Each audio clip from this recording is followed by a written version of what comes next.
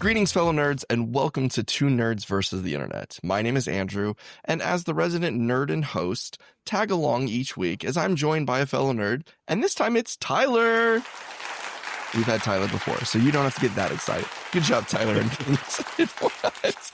I'm thrilled to be back. What can I say? Good. Glad to have you back. But join us today as we discuss and debate a wide variety of different topics across several different fandoms, giving our point of views on why it's the best and why you should agree with us. For this episode, not just because Tyler's special and we're going to treat him as special, we're going to do something a little special. This isn't just our run-of-the-mill, let's pick a topic, let's discuss it, let's debate it, let's say why it's the best. We're actually going to review something today. We're going to take something that exists and we're going to talk about the good, the bad, the ugly, if there is any. Everything's got an ugly side. But we're going to discuss and debate a movie of all things, and not just some old movie that every one of you's probably seen at this point. Today's topic is Fantastic Four: The First Steps. And I say the first steps on there because, Tyler, how many other Fantastic Four movies have we had up to this point? We have had, so theatrically we've had 3, and then there's that, garbage 4th one from the 90s that never actually got released. Funny enough that you say it's a garbage one. I was watching a video before this in preparation, doing a little bit of research, and a guy said that it was probably one of the best versions of explaining why each character has their powers. Interesting. Okay. And did you know, and I didn't know this before, but did you know those 4 characters are actually in the new Fantastic Four movie? Really? Those 4 actors are in it. No way. That's hysterical. Yep. Towards the beginning when they're doing their montage, and this isn't spoilers, and I will go ahead and say, we're going to get into some spoilery topics in a little bit.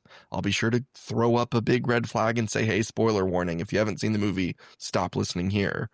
But there's that early montage in the beginning where there's all the different people saying, thank you, Fantastic Four. One of the sets of people that come by is the original cast from that 90s movie saying thank you, Fantastic Four. That is so cool. I had no idea. That's an awesome detail to throw in there.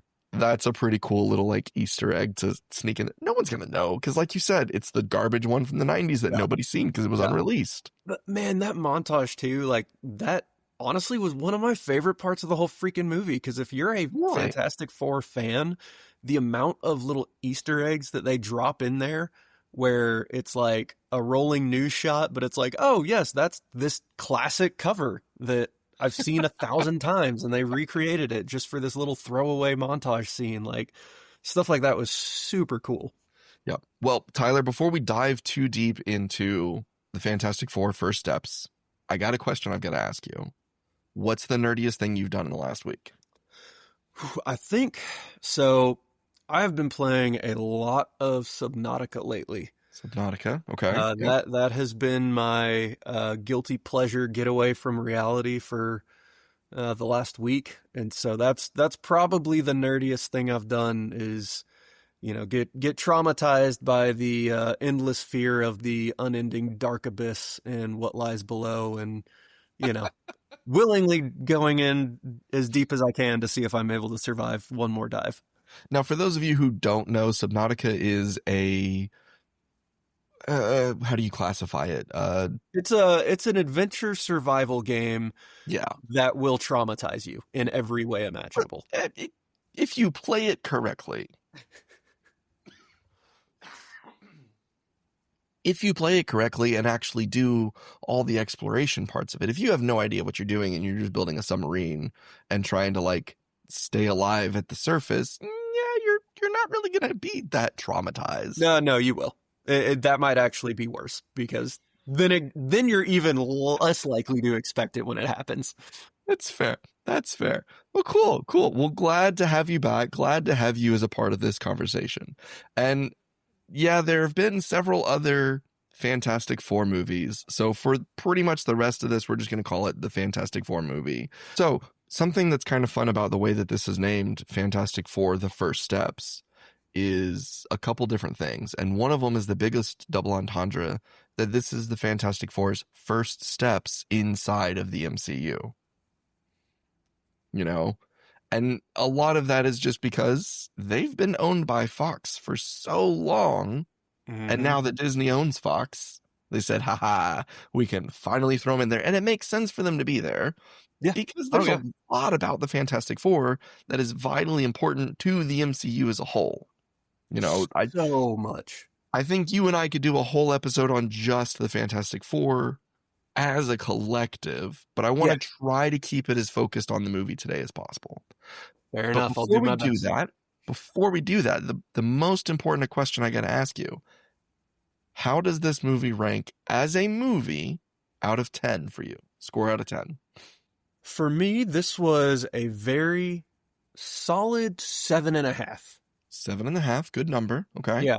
So, I mean, I really enjoyed it. I had a great time throughout.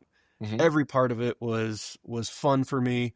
Like I said, they had all these little Easter eggs, which as a decently long time Fantastic Four reader that I loved picking up on, you know, the goofy references to the cartoon show and, you know, things like that, you know, the action figures and, right.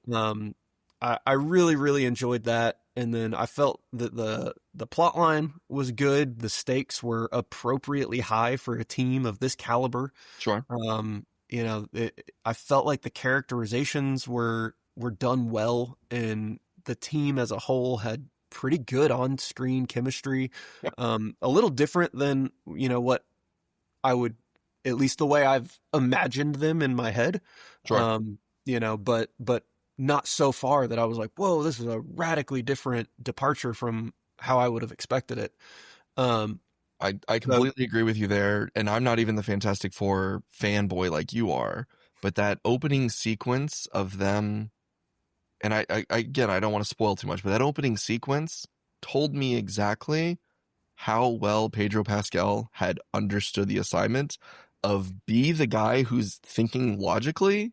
His brain is occupied in 5 different directions. He's not connecting all the dots all at once. He'll get there, but he's on a one-track mind when he's looking for something. And I was like, this is perfect. And then Sue just comes out and she's like, no, it's over here. It's this. And he's just like, oh, okay. And he's like completely oblivious to everything and then gets focused in on what's going on. And then all of a sudden his attention turns a different direction because, oh, now my brain has to think about this. And I was like, all right, yep, he's got it. This is good. We're good. Keep going.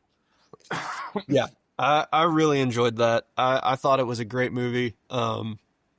Lots of really fun, you know, sci-fi action that I felt captured the type of story you would expect from this team. Sure. So yeah, really liked it, but I also had some you know, personal things that I would have liked to see differently. Similar to when we were chatting about the Superman movie, and of course, you know, even though I gushed and gushed about how much I love it, I still had my personal things that I wanted done differently. So I've got my share of those for this one as well, which is why it's not, you know, up there as a 9 or a 10. Well, then how does this rank compared to other MCU movies for you? Oh, it's pretty up there. I would definitely say it's up there. Now I'll also admit that, you know, I'm more of a DC guy than a Marvel guy. I have not seen every MCU movie. Okay. So I really have, when you ask that, it's really asking like, how does it compare with the Phase 1 Marvel movies? To be totally honest. Yeah. And, you know, big shocker. Into Phase 2, because I know you and I have seen Phase 2 and the start of Phase 3 movies. Yep. And, you know, I would put it up there with like Civil War. Yeah. I'd put it up there with I mean, better than Iron Man 2 and 3. Better than Thor 2. Easy. Come on now. Suitcase Iron Man was the best thing. Okay, I mean, that is pretty peak for sure. Like, Suitcase Iron Man is legit.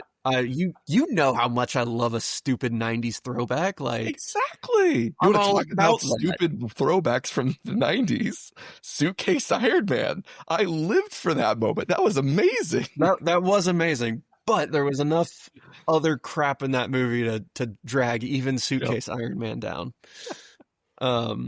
But I mean, so my all-time favorite MCU Captain America: First Avenger, followed very closely by Winter Soldier. Okay. And then I also really love Thor: The Dark World. Actually, is a personal favorite of mine. I think I said earlier that one ranked a little lower. I did not mean Dark World. I meant Tyler, I'm gonna need one of your nerd cards. Come on, Dark World. So I'm not a Thor guy. I thought that one was fun. As somebody who really didn't have any comics reference for Thor, I thought that was the most fun. Yeah. Yep. We're gonna have to come back to that conversation later. I'm just gonna throw this in there. It's a solid B tier for me. If you know that like standard internet ranking. Oh, It's somewhere in the B tier for me. Okay. There are definitely better movies. There are some that I think it's pretty equivalent to, and it's definitely better than a lot of Phase 4, 5, and I think that was the end of 5, start of 6. I can't keep it straight anymore. But since Endgame, it's one of the better ones, in my opinion. Yeah, I would agree with that. Since Endgame, it's definitely one of the better ones. For those listening, what's your ranking of it?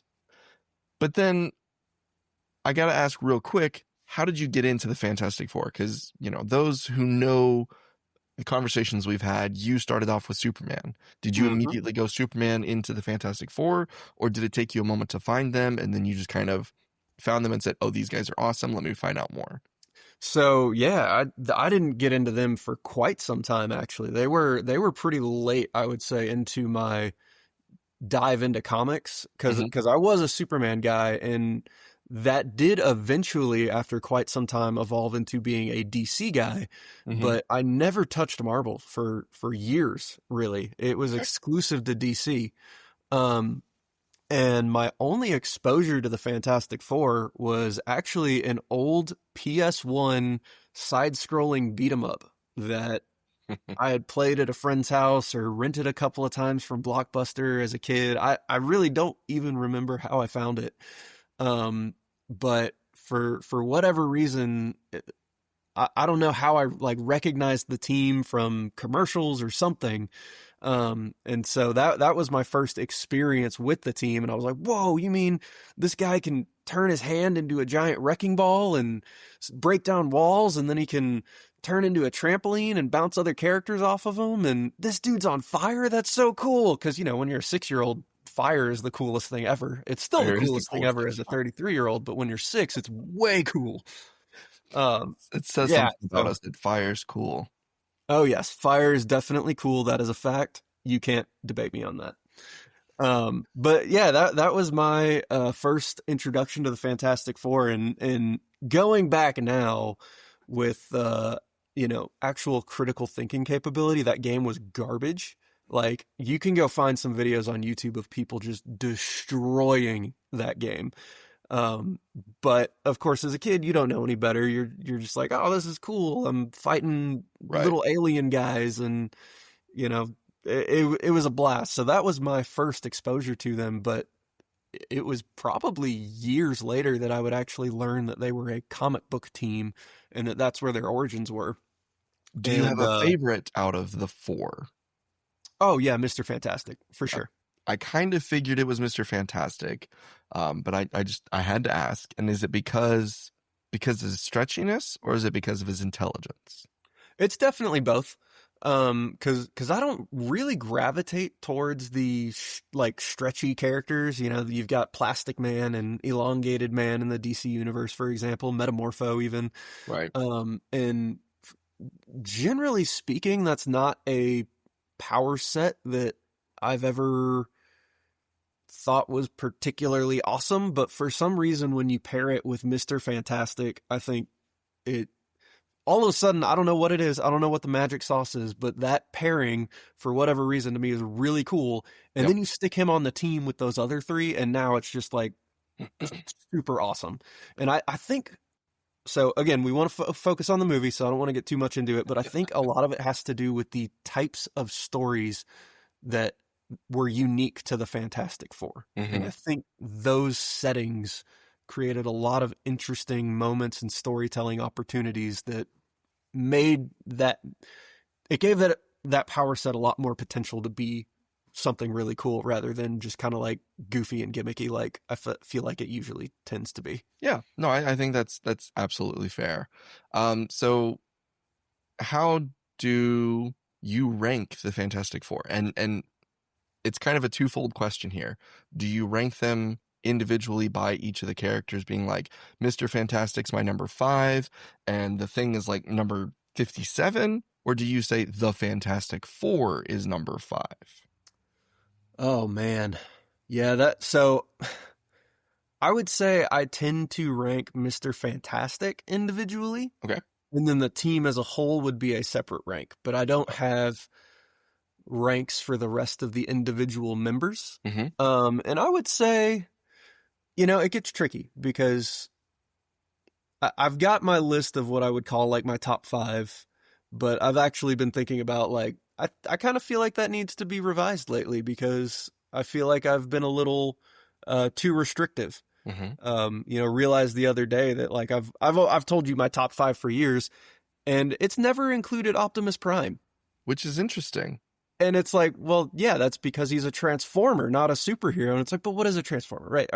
Come on. So I mean, you could. Yeah, my ranking system is in turmoil at the moment. But what I can say, at the very least, is if I were to rank my favorite Marvel characters, he'd be number 2.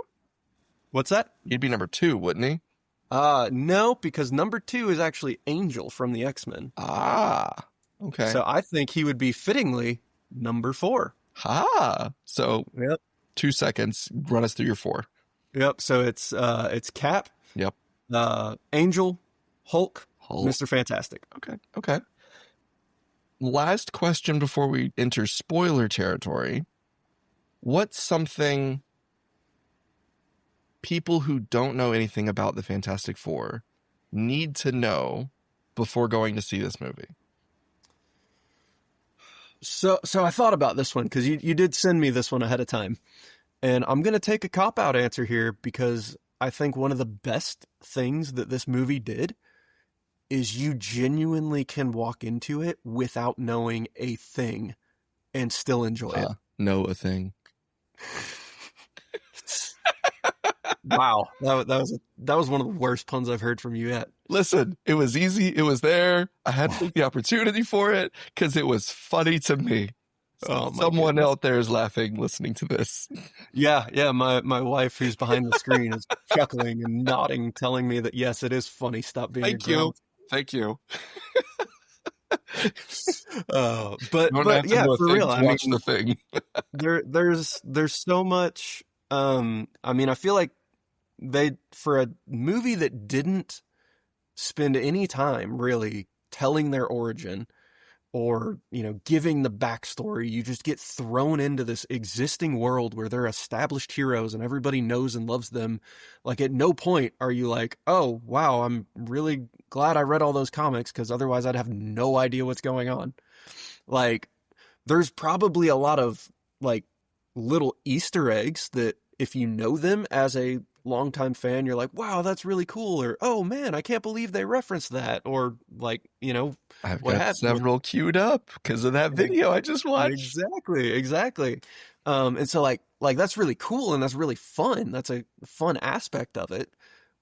But by no means does any of that contribute to your ability to understand or enjoy the movie in its own right for what it is. And I think that was actually one of the best things that they did. And I feel like,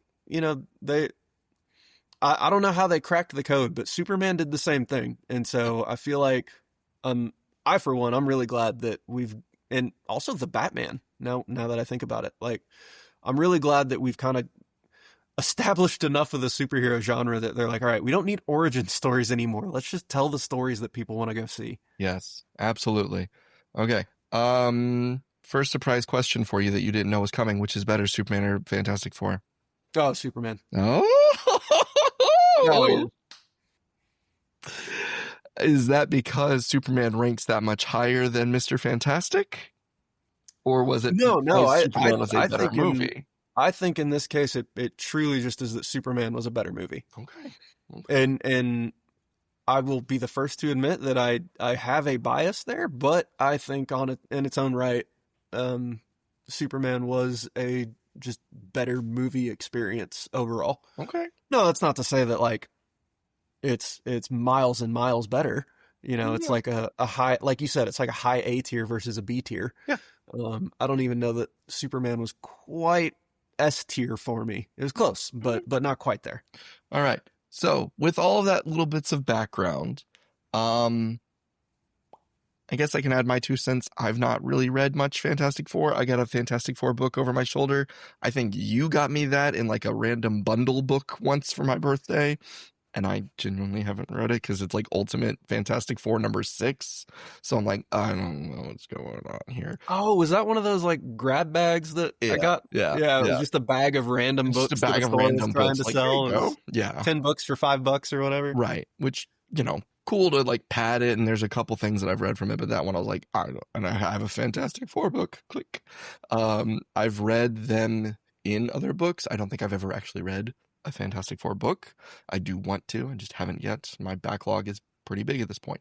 So I don't really have a ranking for any of them, but I'm going to say that the Human Torch is my favorite just because fire.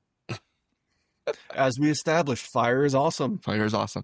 So with that, this is your spoiler warning. If you've not seen Fantastic Four and you want to continue to listen to what we have to say, I do not feel bad for you if we spoil the facts of what happens in the end of the movie. Because from this point on, I'm reviewing this movie in its entirety. I want Tyler's full opinion of everything that happened. You've been warned. I hope you go see the movie and go support it, and then come back and listen to all of this. And I hope you've already seen the movie, and then you can agree and disagree with what we have to say. Spoiler warning. Here on. That's it. Spoiler warning. I've said it enough. Okay. So, spoiler warning's out of the way. Let's get into some of the more fun Easter eggs that I knew and or picked up from this video I watched earlier. The first one, did you pay attention to what universe they were in? I didn't. Was that shown on one of the screens? Mm-hmm. It said Universe 828. 828. Which means nothing until we got to the end of the movie and we saw Jack Kirby with some phrasing about as long as my characters are always alive, I'm always alive. Yes. And it's a dash Jack Kirby, 8/28, and then whatever year he was born. So the universe was his birth date, which I was like, okay, that's cool. I caught that one. And I was like, yes. That's pretty cool. I was like, that's fun. Because I also did know that Jack Kirby is the creator of the Fantastic Four. He came up with this concept when Marvel didn't exist yet, and that it was still the Timely Comics, right? Yep. Which that was in the movie. Timely Comics was in the movie, and I was like, that was so cool. And the fact that I knew that was great. But yeah, for those of you listening, Jack Kirby and Stan Lee are the creators of the Fantastic Four, Spider-Man, and a myriad of different characters.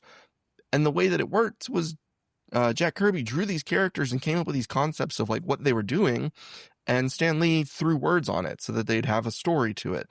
And this was all Jack Kirby's like concepts and his babies. And there's a lot of the thing that Jack Kirby has poured into it because he's kind of like a reflective character. And I was very, very happy to see how much of that bled over into the movie.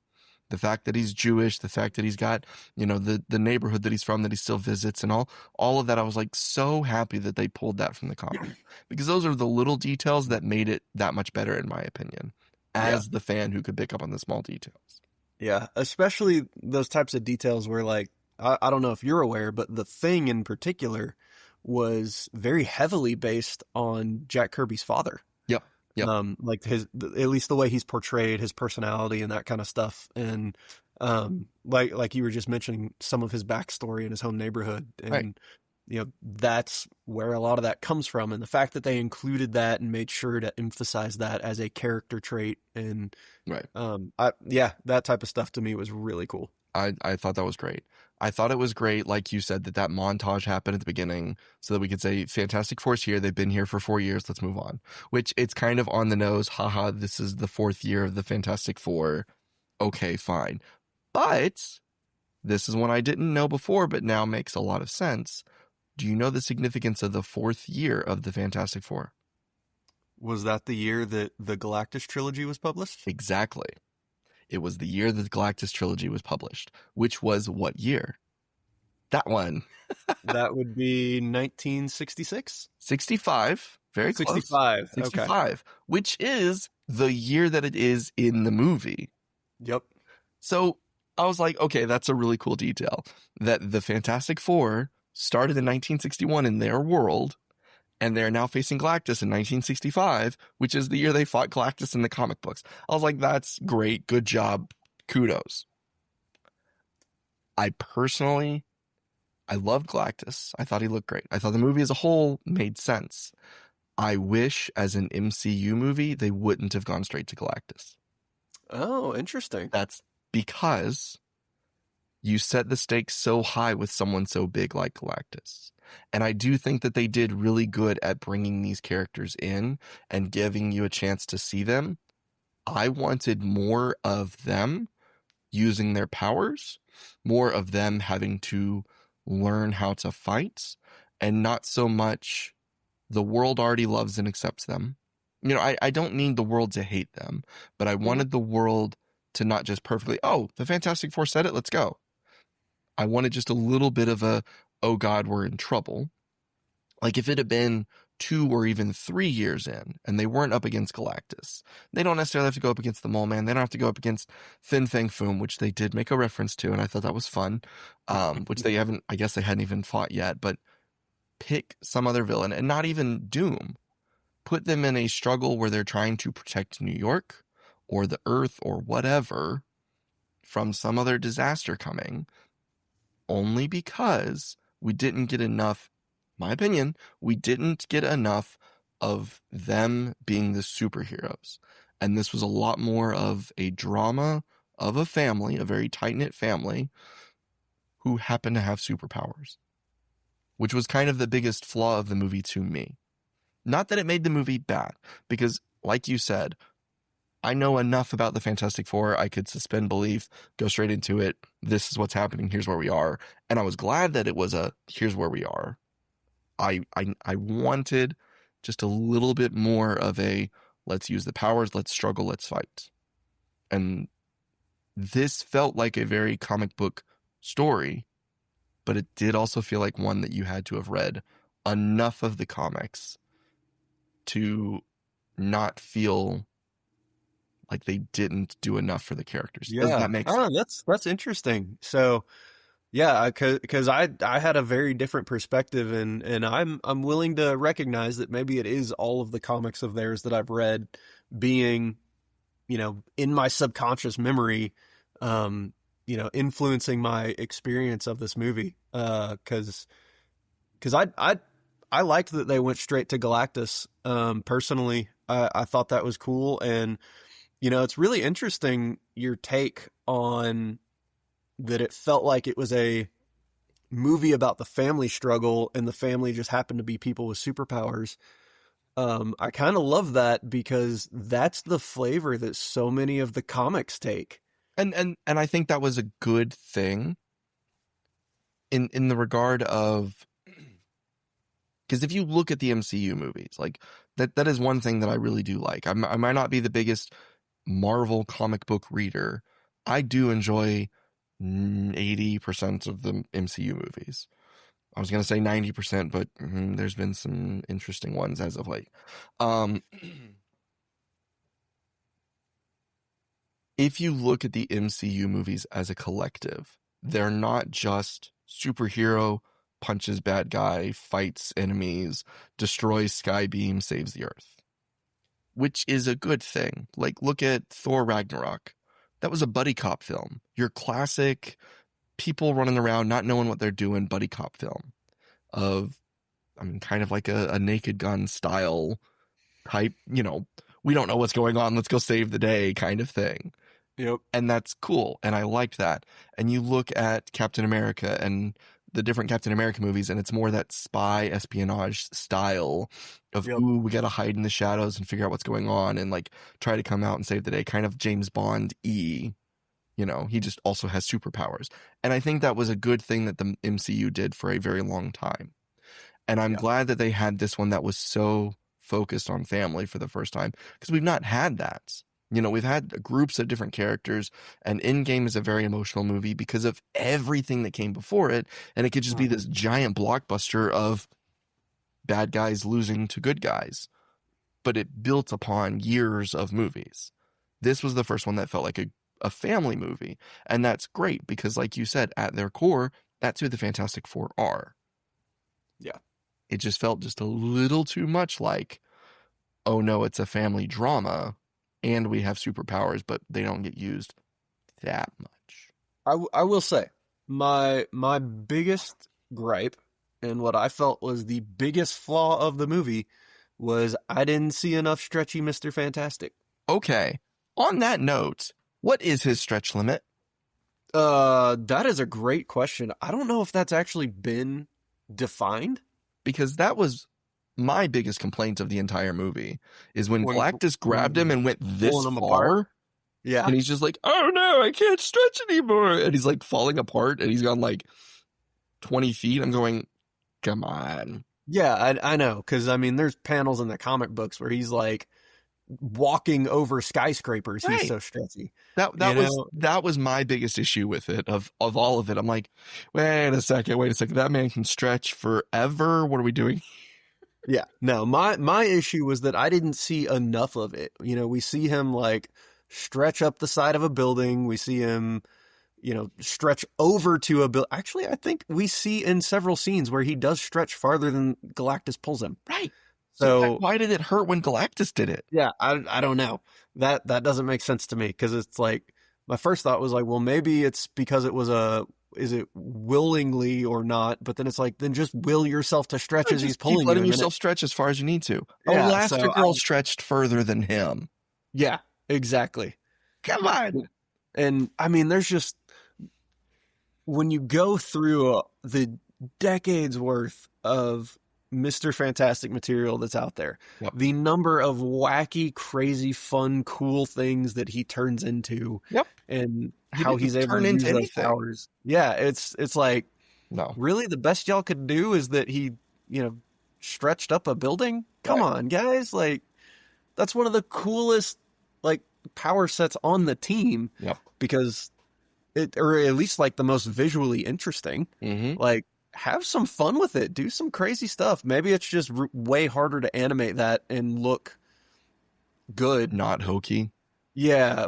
Which, okay, well, at the same time, like, that was one of my favorite things about this movie, is that they went all in on the hokey. Yeah. I mean, I loved that. Like, lean into it. All right. So, yeah, you make a good point. It was hokey, and it knew it was hokey, and it started off in a pretty hokey-y way. It had a couple good, fairly serious moments. I'll grant them, for as much as I said I didn't like Galactus being there, I liked Galactus. They did perfectly with him. I thought he looked the part. He felt menacing enough. He felt huge enough. He felt non-Cloud enough compared to other versions of Galactus that were just a giant cloud entity. Low bar, but okay, I'll give it to you. Of the versions of Galactus we've seen on screen, this was by far the best. Yes, definitely. And I gotta say, I there were a number of times where I was blown away with a visual that was on the screen, like the way they did the cinematography and the animation and the effects and all of that, the way it came together, where I looked at it and I was like, that's a Jack Kirby frame. Like, I don't know what book it's in. I don't know. I couldn't tell you what page it's on, but that frame from this movie, like, that is a Jack Kirby piece of artwork. And there were so many of those throughout the film. And I personally think it's because they leaned into that hokiness a little bit. Like, I mean, Jack Kirby is an absolute legend, and the art that he did for the Fantastic Four is, equal to none. But there's that, it's still a Silver Age book. Yeah. And so you've got that element of the Silver Age goofiness to it that's just always there. Yeah. And the way that they captured it without it ruining the seriousness or the tone of the movie, I thought that to me was its biggest strength. I see where you're coming from, and I'll give it that it knew what it was, and it didn't try to be anything different. Whereas you look at the, 2000 Fantastic Four movie, the really bad one, the original one. Evans. Yeah. And it was hokey while trying to be serious. Mm-hmm. And then the Silver Surfer was worse hokey while trying to be serious. Yeah, because it doesn't always work when you try to take those elements out of the time that they were meant for, right, and insert them into the modern, right. You end up with this weird dissonance that it just makes things feel off, and it doesn't really work right, and you end up with this weird mishmash of tone that just kind of throws the whole experience off. Yes. Because then you've got the complete other end of the spectrum with the I don't know what to call it, the Fan-4tastic. Fant-4-stick. Fant-4-stick, yeah, that one. Fant-4-stick, yes. Where it was like they tried to throw out all hokey. There was no hope. Go full in onto like the modern sci-fi story, and it obviously we saw how. I was going to say how well that worked sarcastically, but I can't even say it sarcastically. That movie was just not good. And that one had such potential based on the trailers. It made me go, okay, this is a modern retelling. Like they just came out of the Ultimate Universe and it's going to be good. Yeah. Nah. Nope. Got out of that and I went, no, absolutely not. Do not try again. Yeah. I remember we saw it together. And oh my God. We both just walked out like, how did they miss it that badly? Even I knew they missed the mark hugely on that. I was like, oh. I mean, it looked pretty at times, but it was just like, oh, yeah. Yeah. No. There was something I was going to say. They did really good at their world building and filling it out with a lot of things that are from the comics and trying to like copy whatever over that, to your point, gives it that hokey feel. They did really good at making all of them intelligent and have something to bring in their own way. And I really loved Johnny in this movie because he wasn't just the annoying kid brother who was flame on.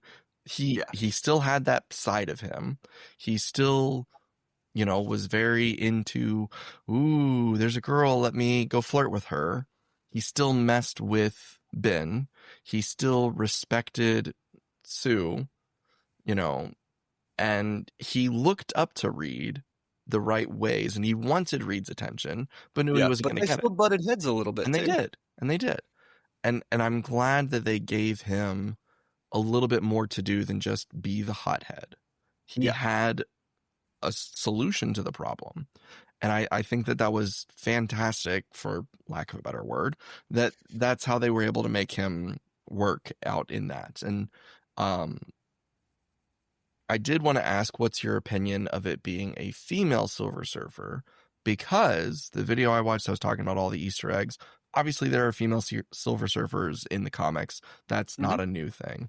And I remember someone coming to me and being like, okay, but why is the Silver Surfer a female? I said, she's been a female for a long time. That really doesn't have that much of a bearing on the story. And in fact, I think it worked well. Yeah. Going back to what the video had said, because Johnny could flirt with her. And as silly as that is to say, it gave that connection between them a little bit more meaning than Johnny just chasing after the Silver Surfer trying to catch and getting smacked down and being like, oh, let me figure out what's going on here, and trying to appeal to the Silver Surfer. Having it be a female gave Johnny that little bit of connection. Yep. Which I like. No, I like it for sure. Like you said, I mean, I'm not one who feels that movies need to adapt comics 100%. I feel like that tends to ruin movies more than it helps them. Mm-hmm. And when you understand the source material well enough to take the appropriate artistic license, I think everything ends up better for it. And I think there's a lot to point to as examples of that in this film. For example, in the original Galactus trilogy, Franklin does not exist. Franklin is many, many years from being even a thought in the comics. Right. And then the first time there is a major Franklin story where he's abducted by a cosmic entity, parallels, it's Annihilus, not Galactus. Right. And so, I don't, the fact that they kind of pulled aspects from different stories and added them in here when they weren't in the original storyline, or that they made Silver Surfer a woman instead of a man for this version. That doesn't bother me in the slightest. I think it added some really interesting character depth. Yep. It led to some more interesting character interactions, like you said. Yep. And they actually were able to use it as a mechanism to help with some character development and furthering along of the plot. So, right. When it serves the movie well like that, and it isn't just a change for the sake of being different, yep. which even sometimes that works out just fine, and it's like whatever. So yeah, I had no issues with it, and I think it was a good move on the part of the writers. I do think, like you said, you can take the creative freedoms when they make sense. If there's something that is like so pivotal, like you couldn't leave out Reed Richards' Silver Stripe. You have to have that. Okay, that seems silly, but you got to have it. He has to be Mr. Fantastic and stretchy. Beyond that, Pedro Pascal was a fine Reed Richards. Mm-hmm. Does he look the exact same way as every other version in every other comic looks? No, but that's okay. He didn't need to. They took the creative liberty of Ben growing a beard, which some people were upset about, and I thought was awesome, and I couldn't wait to see, because we were at Comic-Con, and they had the Fantastic Four suits out with, like statues of each of them, and Ben had the beard, and I went, oh, he's got a beard. Interesting. And I kept waiting for it to happen in the movie, and I couldn't find anything that says he's ever grown hair at any point ever. So I thought that was kind of an interesting thing to add in for the Thing, was he can grow it. He just, uses a grinder to like shave himself all the time. Yeah, I was wondering. Yeah, it was funny that he had a grinding wheel. I was wondering, is he's in there with like a hammer and chisel, or how's that work? But, and it does beg the question, like, is the hair rock a different type of rock than the skin rock? I mean, it's all the same rock. How does the grinder know what to stop grinding on? That's like, obviously he does it with like the amount of pressure that he applies, but like, is it a different? Could he just grind himself is it off? A different? Yeah, exactly. That's a good question. These are the questions we need to know. I don't think we're getting answers to those questions anytime soon. Ooh, good question from the studio audience. Can the Thing chisel his own jawline? Now that's an interesting one. Chisel jawline. Quite literally chiseled jawline. I love it. I have to ask an obvious question. As we talked briefly about how this is as a movie compared to other MCU movies. How does this compare to other Fantastic Four movies? And I know the answer is leaps and bounds. Is there something they could have done in this to make it a better Fantastic Four movie? I think we've both kind of touched on it, and I would want to see. There's two things that I would have liked to see out of this. One, and first and foremost, and a lot of this is just I'm a goofy fanboy. I want to see more superpowers. I wanted to see more stretchy. I wanted to see more. Well, this is a weird statement, but I wanted to see more invisible. I got it. Keep going. Yeah, you know what I mean there. Yeah. And then, like the Thing doing things, right? We saw him pull a giant tanker ship. We saw him throw a giant oil truck and blow things up, and lots of cool fire, because fire's awesome. But like, we didn't see him rip a car in half and use it to beat somebody down or something crazy like that. Knocked a building over to try and hit Galactus with it for like 3 seconds. Yeah, that was pretty cool seeing him do that. But like, the Fantastic Four is fantastic, and I for all of the cool stuff they did, I still felt like the powers themselves just weren't on display as much as I would have liked. There wasn't enough spectacle. to it, I guess is how I would phrase it. I'm hopeful that we get more spectacle in the Doomsday movie. Yeah, because of what's got to happen in that. But yeah. So that would be point number 1 for me. And then point number 2, and this really is a personal one, is, you mentioned really how you felt like this was more of a family drama, which, I countered with, I feel like as a comic reader, that's a good chunk of their stories. Yeah. I feel like the other chunk of their stories, when it's not family drama, the story archetype that they center around is that they are all explorers, right? That's how they all got their powers. They were the first humans of this world to go into space where they encountered this thing. They're always exploring and pushing the boundaries, that they discovered the negative zone, the alternate dimensions, the microscopic dimensions. They're always going into these weird, wacky places. Yep. And they did that, obviously, to go find Galactus, but there wasn't much of the exploration. I would have been much more satisfied if it was like they were going to explore something and accidentally did something that brought their Galactus's attention to them. Yes. And that's why he's coming to Earth, was because Yes. they did something while exploring that was like, it was like Frodo putting on the ring and suddenly the Eye of Sauron sees them. Not just that they were pregnant with Franklin. Yes. And there's a lot to unpack there with them being pregnant with Franklin. And that was the scene that I was referring to. Mr. Fantastic walks into the room and he's like, "Where's the yellow iodine?" And she's like, "I can tell you in 26 seconds. He's like, 26 seconds? That's so specific. Where's that yellow iodine? Like, doesn't even faze him because he's so focused. And then she pops out and says, "I'm pregnant." And he's like, "Cool." And then immediately goes into, "Okay, well, is this baby going to come out with, we have to do that. What about this? What about this? He's like overthinking it. And she's like, "Don't freak out." He's like, "I'm not freaking out." And I'm not freaking out. You're freaking out. Right. And that told me that the movie was going to be good from their characters right there. But Franklin being a pivotal point of the movie, it makes it more complicated for those who don't know anything about him. And even as a fan of the MCU, Annie and I went to see it. She doesn't know the comics. She doesn't know the Fantastic Four. She came out of it and said, "So what are Franklin's powers and why was he able to heal her in the end of the movie?" And I said, "Power cosmic." She said, "What does that mean?" I said, "He has cosmic powers." "What does that mean?" "I can't explain further than he has cosmic powers."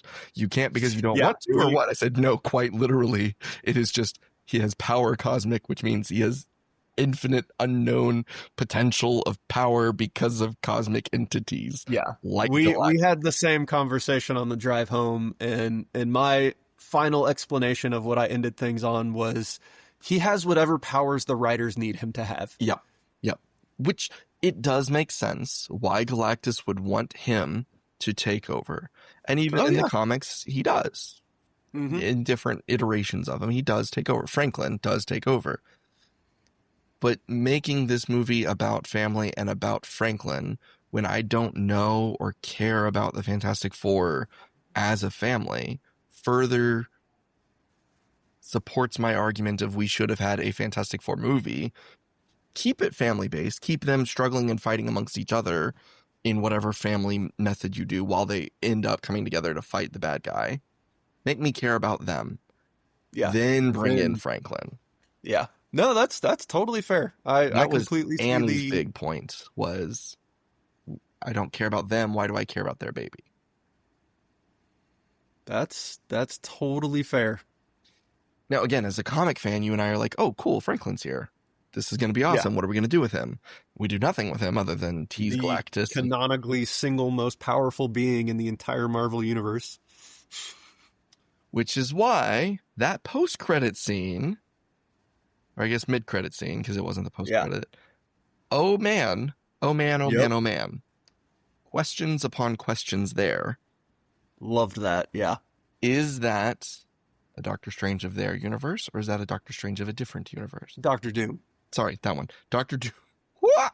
Is that Doctor Doom of their universe, or Doctor Doom of a different universe? I mean, it's It's got to be whichever one ends up being Robert Downey Jr. It could be.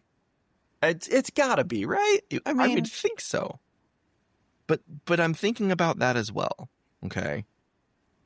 RDJ's Tony Stark was born in the 60s? Roughly, maybe, based on like what we know canonically of Tony Stark from the MCU, which I know MCU. Now we have two different universes. Yeah, I guess that tracks. If he would have been, early 40s in 2008 when the first Iron Man came out? Yeah, late 30s. Yeah, because also Howard was in his 20s, 30s during World War II. World War II. So it would track that, maybe he's late 40s, 50s-ish when Tony's born. So he wouldn't have been on whatever ship to get whatever powers to cause him to be Doctor Doom at the same time. So that makes me think they could do it as RDJ, but it could be so you're I know I'm crossing a lot of different streams. You are. I know. I know. Yeah, because Doctor Doom does not. There was the early 2000s movie where he's on the ship with them, and that's how he gets powers. That was exclusive to that movie. That's the only depiction where that's the case. We know nothing about Doctor Doom right now, sir. This is fair. I'm just saying, across the rest of the existing media, that is not the normal way he becomes Doctor Doom. So I could see it going a couple different ways here. I could see it being, it could be the Doctor Doom from their universe. I could also see it being the Doctor Doom who's causing the Doomsday event, with it being RDJ as the actor. Because we don't see Doom in this 828 universe. Right. We don't see anyone at the Latvia table in the Future Foundation, which I'm glad they called it the Future Foundation and had that's where it's like everyone's a part of it. Huge thing for the Fantastic Four. Great. So jury's still out on what I think is going to happen there. But it does beg a question. Did you see Thunderbolts? I did not know. Spoilers for Thunderbolts. The end of the movie, the characters that are still alive, because someone has to die in the Thunderbolts movie. I'm just going to put that out there. The ones who are still alive are in whatever base that they are in. And a sensor's going off saying that there's something in the upper atmosphere. And it's the Fantastic Four's ship. Oh. Except it has 4 tail fins, not 3. Ooh, interesting. So there's a theory that their ship is destroyed, commandeered, something. And I think the prevailing theory is that Doom's going to take their ship and think that it can universe hop. Because it is, a couple years later since the end of whatever. And maybe the end of whatever? End of the movie. End of the Fantastic Four movie. Oh, yeah. When Doom is... Yeah. There's like that time skip to when Franklin's a toddler. Right. He's like 3 or 4 now. So it's possible that this Doom is from their universe, steals Franklin and the ship, and thinks he's going to be able to get away and fly away. So now they build a new ship and think that Doom is there, and then they recruit heroes, and then Doom shows up. I don't know. There's ways you can do it because, and this is where you have to know what's going on in the MCU, it all ties back to Loki, season 2, where he was told that black holes are the ticket to being able to universe hop. That if you were able to enter into a black hole, it gives you the ability to pop from one universe to the other. And then look at how close they got to a black hole in this movie. Mm-hmm. It was a neutron star, thank you very much. Okay. Anyway, same thing. Okay. I wouldn't be surprised if Reed did a lot of data analysis and had the ship collecting data while they're trying to get away and slingshotting around a black hole, neutron star, whatever, and collecting all that information and then thinking, hey, you know what? If I could teleport, who's to say I couldn't universe hop because of look at all the science that happens in there. He was about to teleport their whole damn planets. Yeah, and that is such a Reed storyline too. It is. So that's a big question is, you know, at the end of Thunderbolts, they had a 4-prong ship. In this movie, it's a 3-prong ship. Do they just rebuild the ship for some reason? Or are they having to build a new one? We don't know. Nobody really knows what to think about Doom either. Yep. I don't know. Interesting theories. Good theories though, right? You've gone a lot deeper down the internet rabbit holes than I have. That's what I do, man. It's just what I do. The internet tells me. This is why you're the host and I'm just the guest. Maybe one day I'll share my power with you, Tyler. One of these days. Yeah. Is that like the comic book foreshadowing, you know? Dun, dun, dun. So what was 3 years from now, we'll have to have the little asterisks of see episode, whatever. Flashbacks to this point. Maybe one day you'll have my power. So what was something else from this movie that you thought they did do well? I think we touched on a bunch of different stuff already.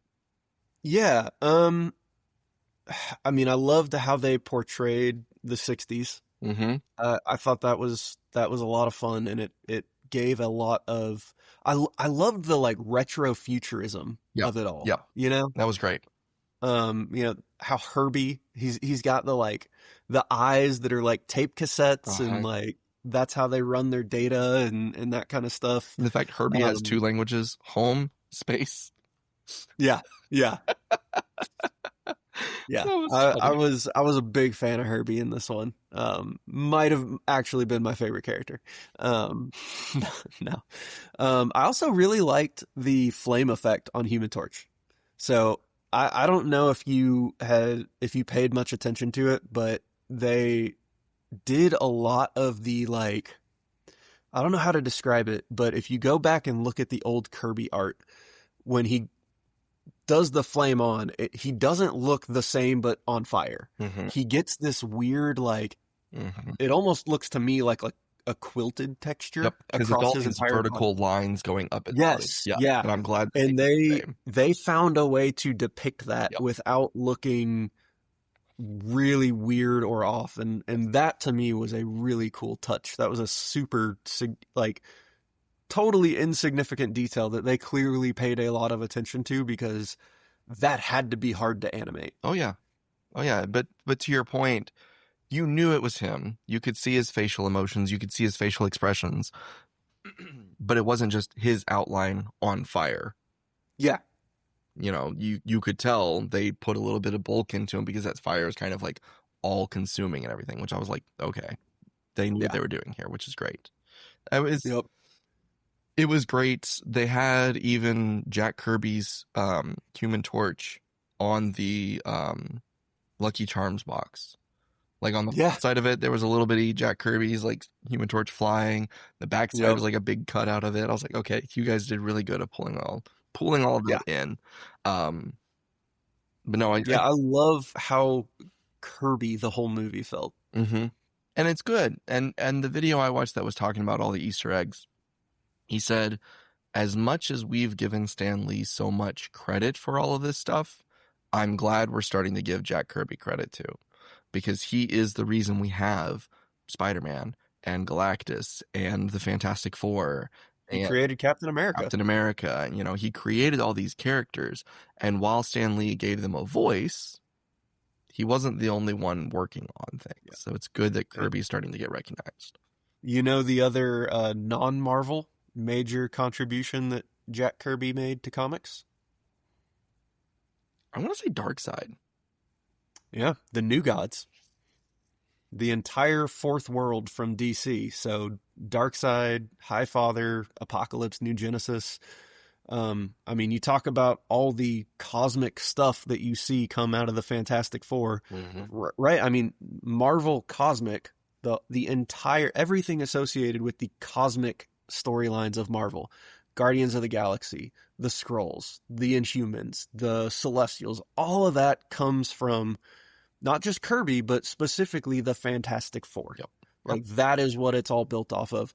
And then he turns around and he makes the fourth world for DC.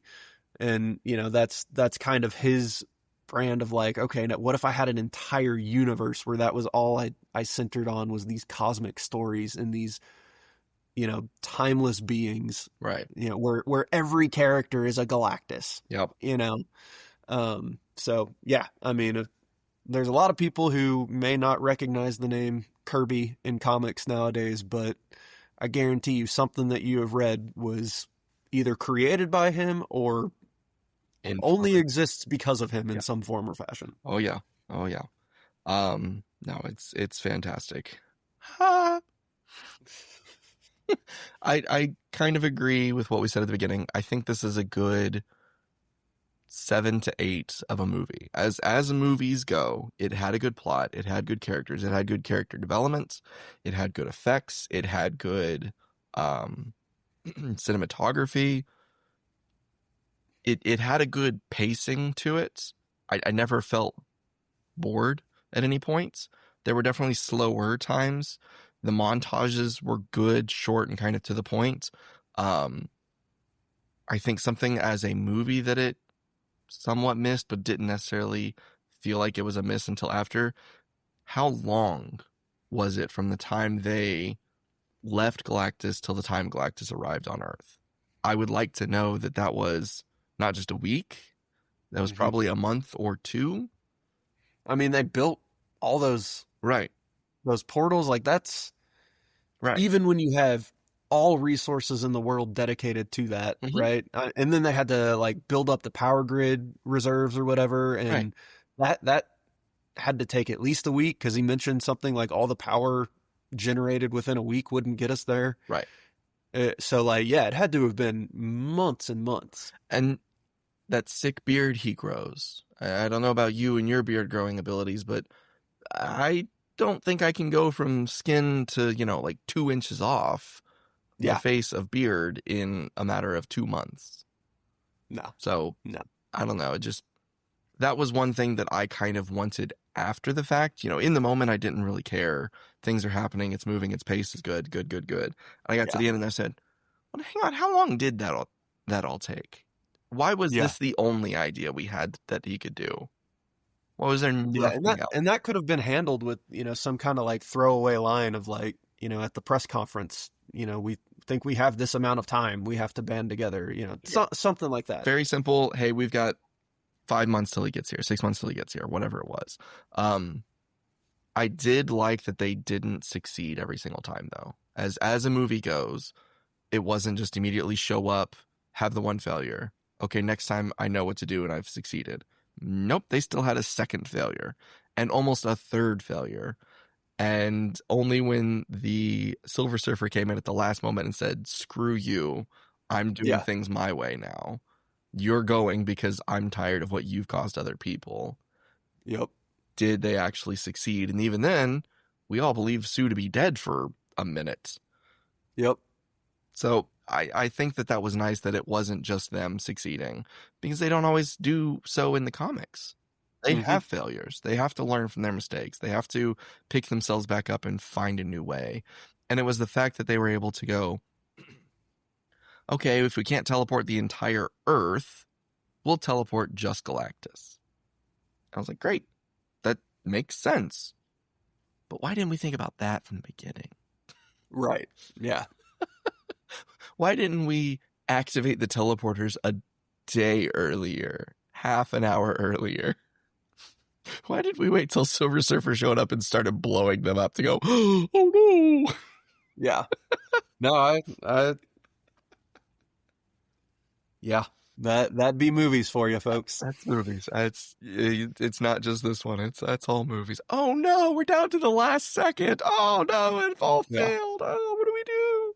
Yeah. The sports movie where you have to score the winning touchdown as the clock ticks to 0. You've got 3 seconds to score a touchdown of a 100-yard pass. Not gonna happen. Yeah. No. Oh my God, they made the pass. How'd they do that? Yeah. I get it. But yeah, and that's something that, to your point, you know, in the moment watching the movie, those were types of details that, you know, you don't think of, but then as you go home and you have time to think things over, and especially, once this comes out and there's opportunities to do rewatches and pause and rewind and that kind of stuff, I suspect the conversation will only deepen, but, yeah. I still felt that it was a very fun, very enjoyable experience. Great way to spend a Friday night. It was a good first step for the Fantastic Four. I see what you did there. Into the MCU. It was a good way to bring them in. It was a good way to start introducing them. I'm very curious what's going to happen next for them post Doomsday, because I can't imagine they're going to be in this Doomsday movie and die and then we never see them again. Mm-hmm. I have to think they're going to try and do something with them again. And I want to see Fin Fang Foom. Yeah, that would just be cool. Give me giant Chinese dragon from space that's fighting them. That'd be awesome. That's what I want. Yeah. Especially if we get to see the Thing just punch him right in the nose. Yeah, that would be great. Just deck a dragon in the face. Right. That is what I want to see. Do another Johnny drops him from the sky and just punches him straight in the face. That was perfect. Oh, that would be so awesome. Okay, well, Tyler, any last thoughts you've got for us today on your opinions of Fantastic Four? I've got a couple, and it's mostly related to the comics. Okay. Right? I just want to give people an idea. If you liked this movie and you want more, or even if you didn't like this movie and you want to see, by comparison, what is the Fantastic Four at their best? Yep. Want to give a few recommendations. Okay. I think for the average reader, the Jonathan Hickman run of Fantastic Four is probably going to be the most accessible. Yep. It's widely considered as one of, if not the best single run of Fantastic Four ever written. Mm-hmm. And it's a very modern writing style. So it's not like you have to put yourself into a Silver Age or Bronze Age mindset and, deal with dated art styles and very wordy dialogue. It's got all the modern conventions of comics. It's a really fun read. I would also highly recommend the original runs by Stan Lee and Jack Kirby. They're easy to get your hands on. For reprints are anyway. Yeah. They're all over the place. They've reprinted the crap out of them.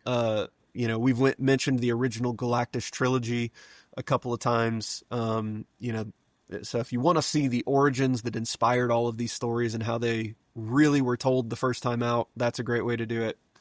And then the John Byrne run from the 80s was another fantastic one. He came in, and believe it or not, that's the run where Invisible Girl finally became Invisible Woman. Yeah. From the 60s all through the 70s into the 80s, she was the Invisible Girl. And so, I mean, that just kind of goes to show you how much he developed the characters and the status quo of the family and the team and their place in the existing Marvel Comics universe. So if you have interest in the comics, those would be the three eras that I would point out to go dive a little deeper into. And hopefully something in there will align with your interests, and you'll be able to see why I've been such a big fan for all these years. Excellent. Well, thank you. I think that's a pretty good recommendations. That's what everyone online says. Those are the key things to read of Fantastic Four, whether for this movie, whether you want more or not. But then I do have one more surprise question for you. Who would win in a fight between the Fantastic Four and the Incredibles, not counting Jack, because we don't know his full power set, with Dash and Violet being young adults, so they're at least old enough to try and keep up with everything else? Between those two families of four with their power sets, who would win? So am I going with the Fantastic Four as they were depicted from this movie versus? I got to give it to the Incredibles, man. Yes. I got to. If we were talking about a Fantastic Four that had the whole range of what they've been depicted to do in the comics, Absolutely them. Absolutely the Fantastic Four, because they do some wacky, wild, crazy stuff in the comics. But, my biggest gripe is that they didn't give me enough spectacle. They didn't put the spotlight on what they're able to do with these powers enough. And you got a heck of a lot more of that out of the Incredibles. You do. Even with their Underminer. Man. Underminer. It's not like they were inspired or anything. No. Totally wholly unique idea, wholly original. Yeah. One team has a speedster, one has a guy who flies super fast.